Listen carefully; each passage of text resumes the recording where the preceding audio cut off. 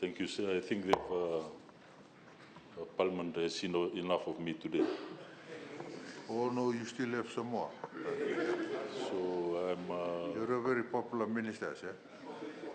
So I'm referring to Standing Order 42.1, Yeah.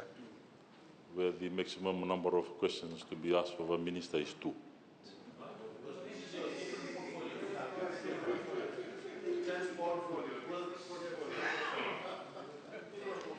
But I think the interpretation of that might need to be looked at the business committee.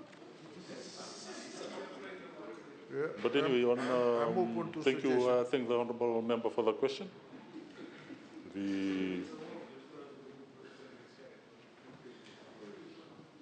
So in the water sector 2050 strategy, so if we could all read that, so the next 1.5 years, I don't get asked any more questions. But anyway, that's jokes aside. It's quite critical and important document.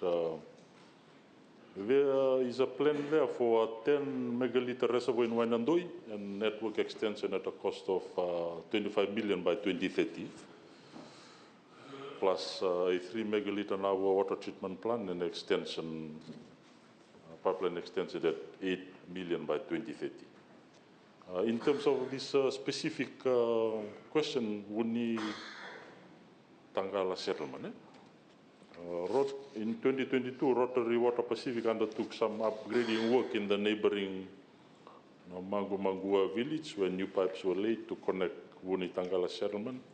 Unfortunately, due to funding constraints, this was not completed to Vunitaqala, but Water Authority has initiated discussions with Rotary Pacific in order to look at the scope and plan engagement with this settlement to ensure that there's no overlap in project responsibilities and in moving forward. So that's still in that stage. We're looking at the full scope, and the community will liaise with the community in order for that to